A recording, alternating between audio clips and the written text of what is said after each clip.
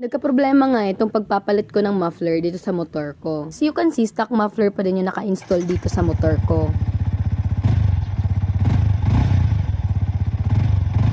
And as usual, ganun yung tunog ng mga 155cc na motor. Kagustuhan ko nga ako na lang yung magpalit ng muffler nitong motor ko para makatipid. Tsagaan ko talaga kahit hindi ako ganun ka-expert. Para na din maingatan itong V-Lane muffler ko. Kasi iniisip ko kung sa shop ako magpapalit ng muffler, baka magasgasan. Sobrang excited talaga ako nung padating na tong muffler na to kasi sobrang bagay talaga nito sa motor ko. Kasi kung nakikita nyo, yung cowling ng motor ko is naka-carbon sticker na. Itong carbon 370 V-Lane muffler is naka-carbon na din. Nababagay talaga siya sa concept na ginagawa ko dito sa motor ko. Pero kahit anong pilit nga naming ma-install tong muffler na to, may problema talaga. Hindi nga abot yung bracket ng muffler at may open portion din. Kaya sumisingaw yung hangin. Kaya nilagyan na lang ni kuya ng puting cream na yan na tumitigas daw yan para hindi na